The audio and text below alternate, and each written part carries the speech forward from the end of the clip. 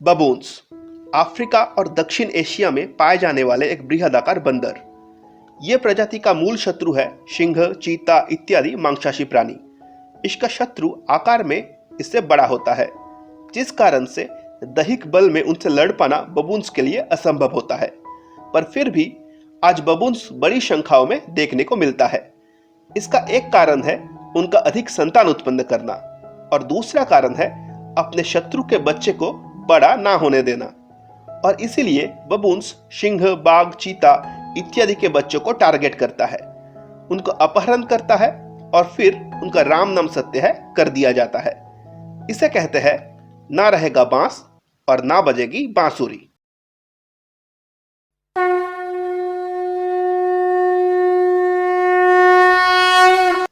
Hello and नमस्कार मित्रों, जय श्री राम।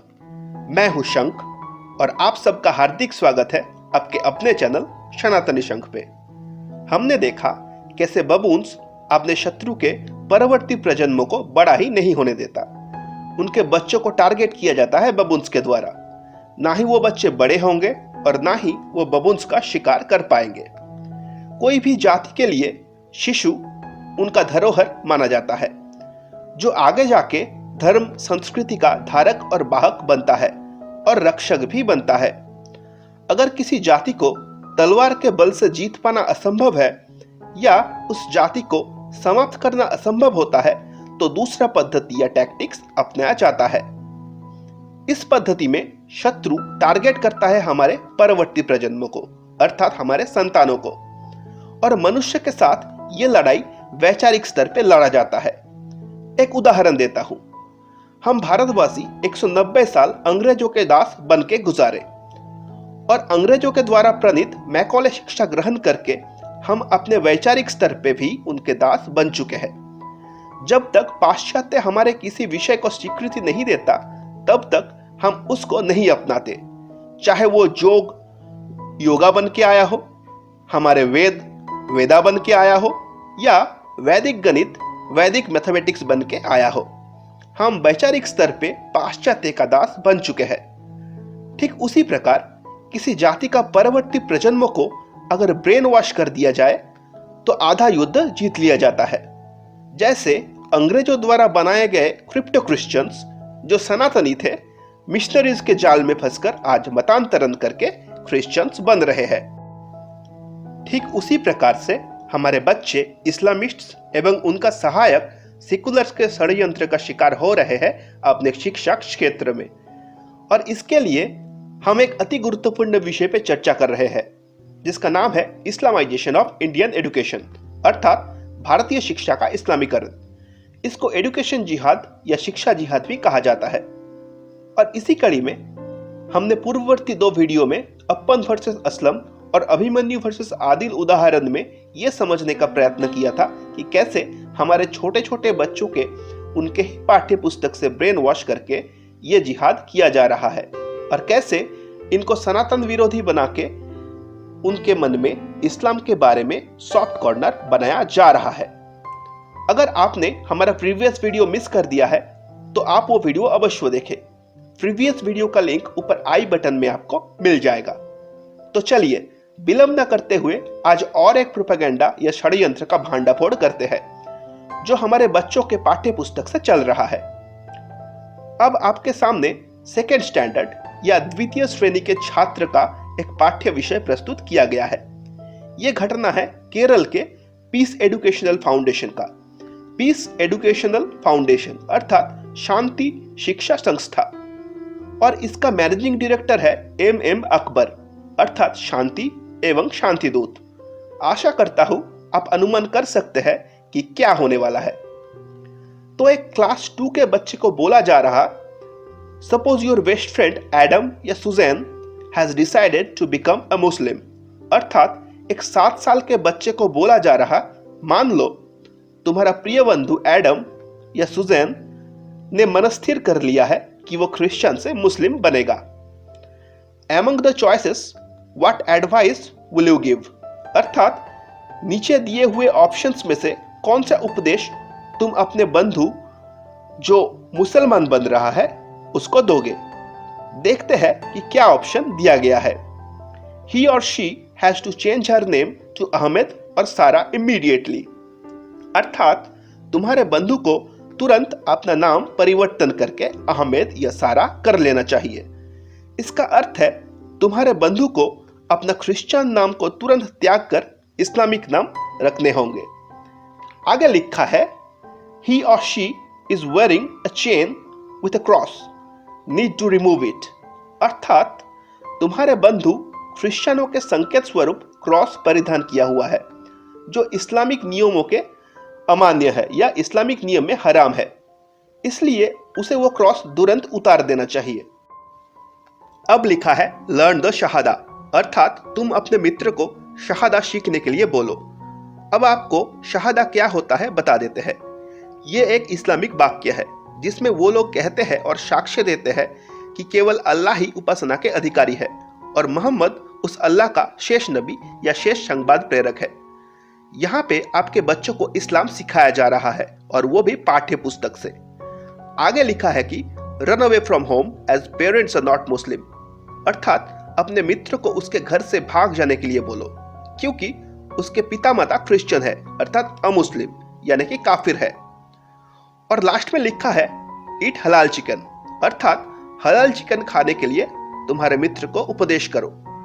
जिनको हलाल चिकन के बारे में नहीं पता है उसे बता देता है कि हलाल शब्द का अर्थ होता है इस्लाम के लिए मान्य। यह एक अरबी शब्द है। इस प्रोसेस में एक मुर्गी का सर को पकड़ के छुरी से 2.5 बार आगे पीछे करके अल्लाह और मोहम्मद के नाम लेके थोड़ा सा कट के उस मुर्गी को धीरे धीरे तड़प के मरने के लिए छोड़ दिया जाता है। और ये करने वाला जीव भी एक शांति दूत होना चाहिए, अर्थात ये कार्य के लिए केवल शांति दूत का ही नियोग हो सकता है। कोई सनातनी या काफिर इस काम को नहीं कर सकता, अर्थात सनातनी से एक जॉब अपॉर्चुनिटी या कर्म संस्थान छीन लिया गया। पर फिर भी सनातनी हिंदू एक शांति दूत के मीट शॉप में जाके हलाल किया हुआ चिकन क्रय करता है। धिक्कार है उस सनातनी हिंदू पे। इसके बाद लिखा है put the above advice in correct order and explain the reason to the class. इसका अर्थ है ऊपर में दिए हुए सारे उपदेशों को क्रम से सजाओ और उसका कारण क्लास में सभी को बताओ। अर्थात अभी आपके बच्चों को बोला गया कि ऊपर में लिखे हुए सारे उपदेशों को उसे अपने बंधु को बताना होगा और उसका कारण देना होगा। क्या अभी आपको यह पूरा प्रोपेगेंडा समझ में आया? नहीं आया तो चलिए कुछ प्रश्न हम आपसे पूछते हैं। यहाँ पे एक क्रिश्चियन बालक या बालिका के बारे में दिखाया गया है जो आपके बच्चे का प्रिय बंधु है, अर्थात वो भी 7 साल का है। क्या यहाँ पे आपके बच्चे के कोमल मन में मतांतरण का विषाक्त बीज नहीं बोया गया कि कभी वो बड़ा होके सनातन धर्म छोड़ के अधर्म को अपना ले जिसको इस्लाम के नाम से बताया गया है? तो क्या इस उदाहरण से आपके छोटे बच्चों को मतांतरण करने का प्रोत्साहन नहीं दिया गया? अगर धर्मांतरण दिखाने में इतना ही सत्साहस होता तो ऐसा कोई उदाहरण क्यों नहीं दिया गया जिसमें कोई शांति दूत धर्म को स्वीकार करके सनातन धर्मावलंबी बन रहा है? आप बताओ कौन से 7 साल के बालक या बालिका मतांतरण या इस्लाम अपनाने को सोचता है? क्या एक 7 साल का बच्चा ये सोच सकता है?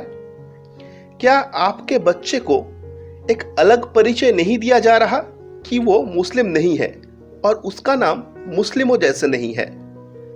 क्या आपके बच्चे को यह नहीं सिखाया जा रहा कि मुस्लिम बनने के बाद कोई क्रॉस या वैसे अन्य धार्मिक चिन्ह नहीं पहना जा सकता?